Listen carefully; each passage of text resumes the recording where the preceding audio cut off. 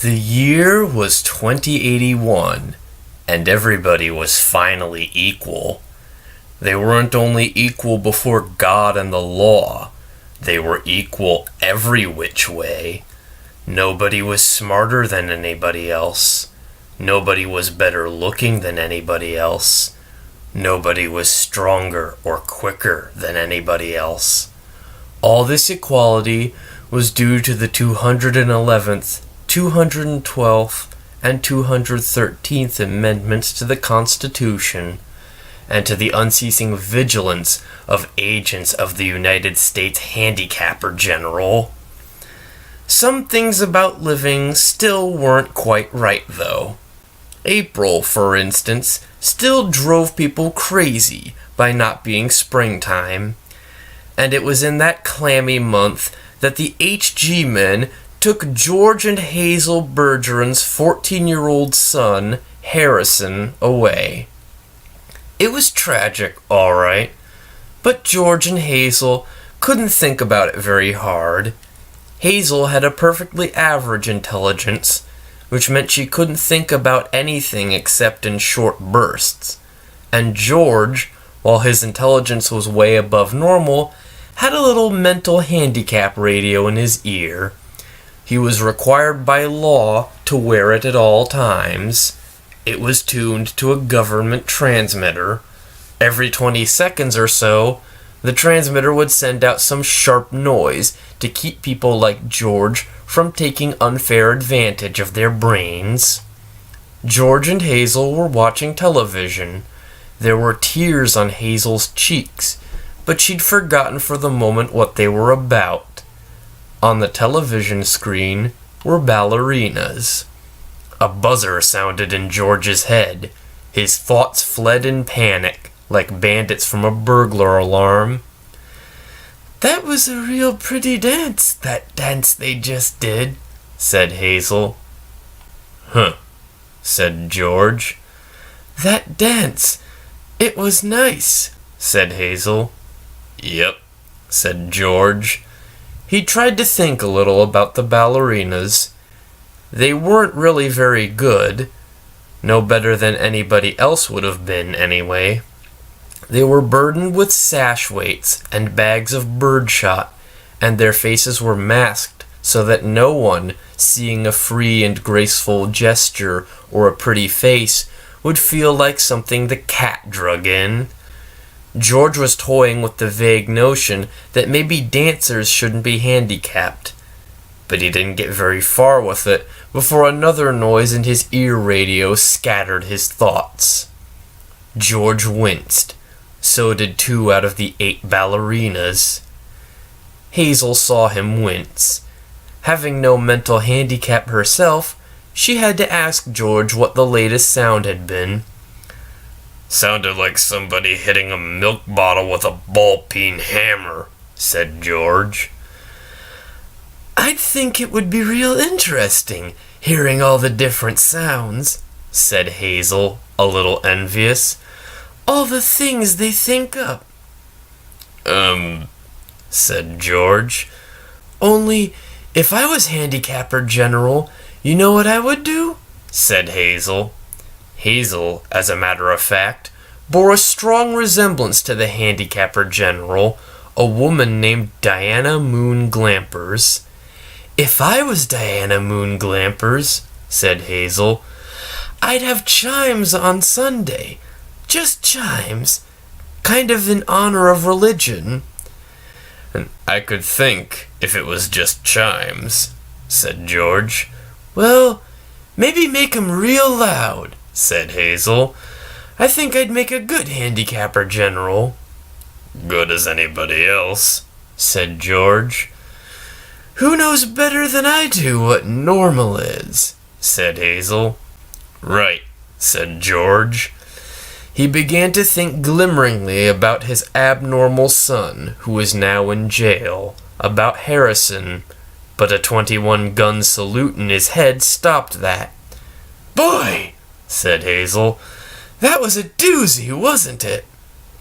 It was such a doozy that George was white and trembling, and tears stood on the rims of his red eyes. 2 of the 8 ballerinas had collapsed to the studio floor, were holding their temples. "All of a sudden you look so tired," said Hazel. "Why don't you stretch out on the sofa so you can rest your handicap bag on the pillows, honey bunch?" She was referring to the 47 pounds of birdshot in a canvas bag, which was padlocked around George's neck. "Go on and rest the bag for a little while," she said. "I don't care if you're not equal to me for a while." George weighed the bag with his hands. "I don't mind it," he said. "I don't notice it anymore. It's just a part of me." "You've been so tired lately, kind of wore out," said Hazel. "If there was just some way we could make a little hole in the bottom of the bag and just take out a few of them lead balls, just a few." 2 years in prison and $2,000 fine for every ball I took out," said George. "I don't call that a bargain." "If you could just take a few out when you came home from work," said Hazel. "I mean, you don't compete with anybody around here. You just sit around." "If I tried to get away with it," said George, "then other people'd get away with it, and pretty soon we'd be right back to the Dark Ages again, with everybody competing against everybody else. You wouldn't like that, would you?" "I'd hate it," said Hazel. "There you are," said George. "The minute people start cheating on laws, what do you think happens to society?" If Hazel hadn't been able to come up with an answer to this question, George couldn't have supplied one. A siren was going off in his head. "Reckon it'd all apart," said Hazel. "What would?" said George blankly. "Society," said Hazel uncertainly. "Wasn't that what you just said?" "Who knows?" said George. The television program was suddenly interrupted for a news bulletin. It wasn't clear at first as to what the bulletin was about, since the announcer, like all announcers, had a serious speech impediment. For about half a minute, and in a state of high excitement, the announcer tried to say, "Ladies and gentlemen." He finally gave up, handed the bulletin to a ballerina to read.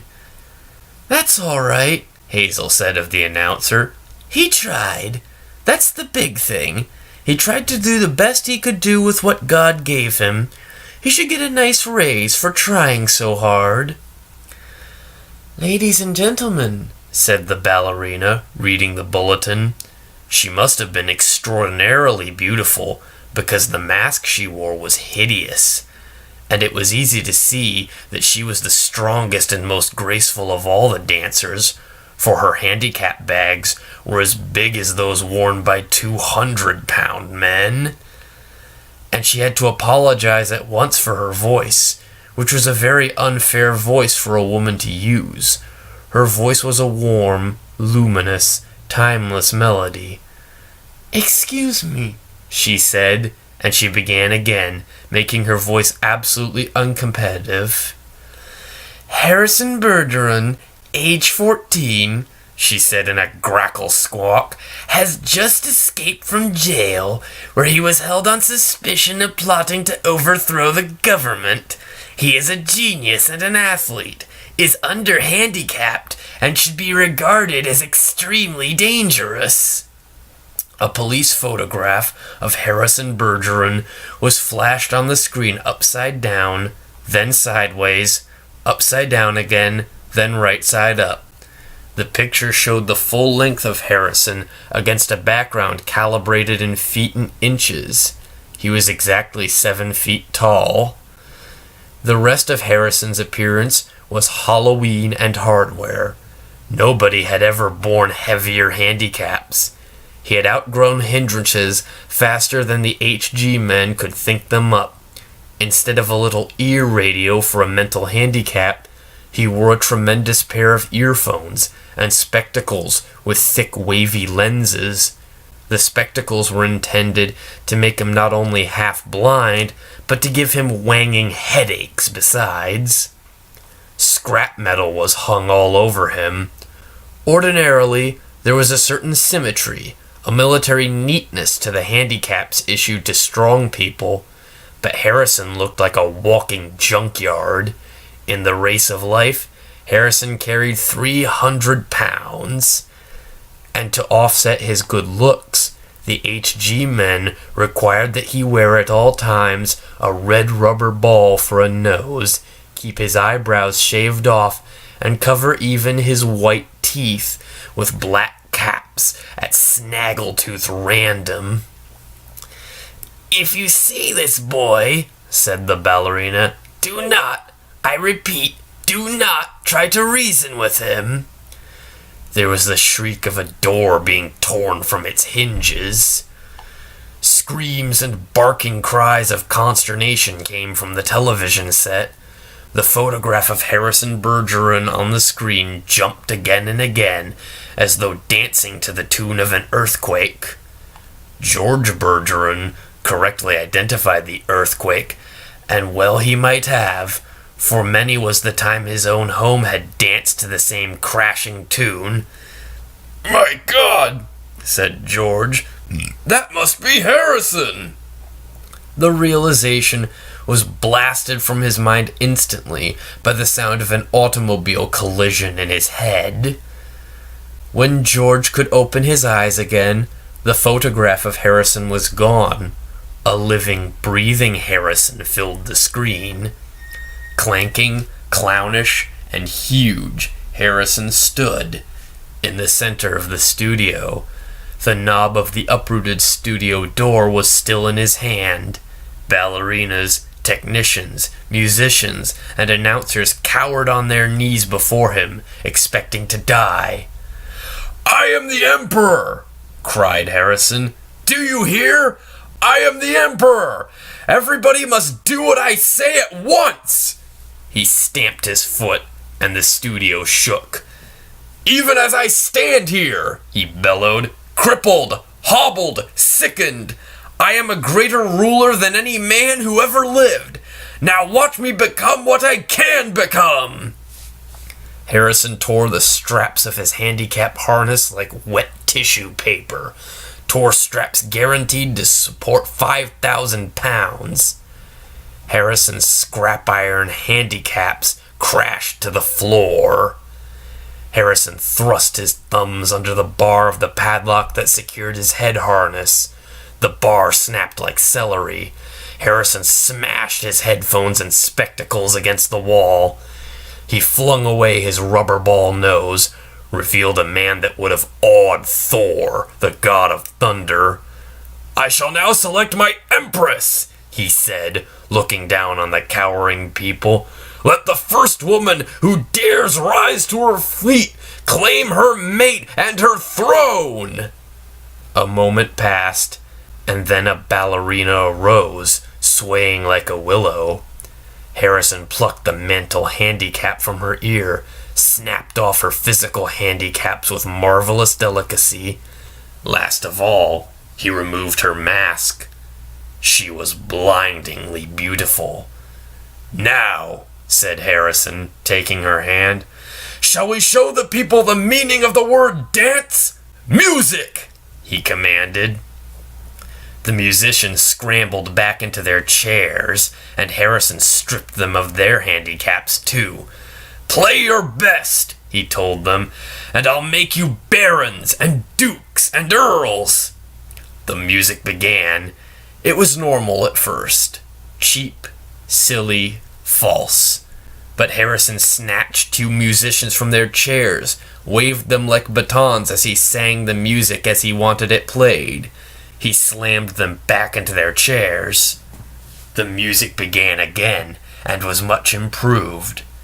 Harrison and his Empress merely listened to the music for a while, listened gravely, as though synchronizing their heartbeats with it. They shifted their weights to their toes.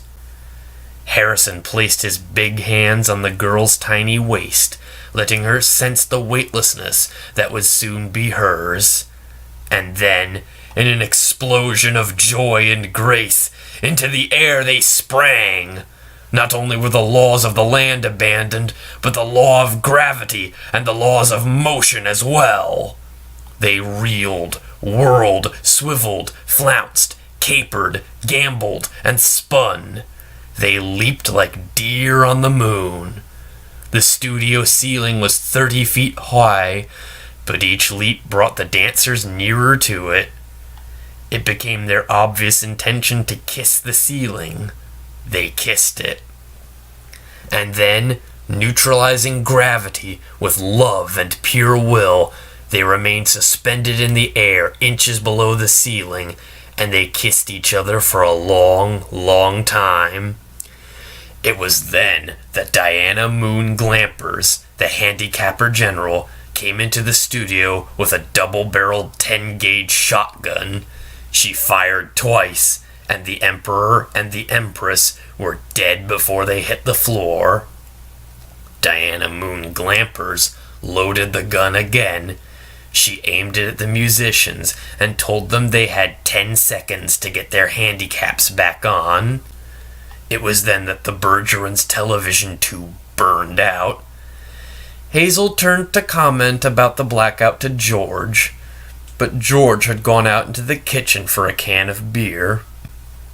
George came back in with the beer, paused while a handicap signal shook him up, and then he sat down again.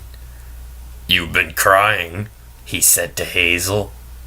"Yep," she said. "What about?" he said. "I forget," she said. "Something real sad on television." "What was it?" he said. "It's all kind of mixed up in my mind," said Hazel. "Forget sad things," said George. "I always do," said Hazel. "That's my girl," said George. He winced. There was the sound of a riveting gun in his head. "Gee, I could tell that one was a doozy," said Hazel. "You could say that again," said George. "Gee," said Hazel, "I could tell that one was a doozy."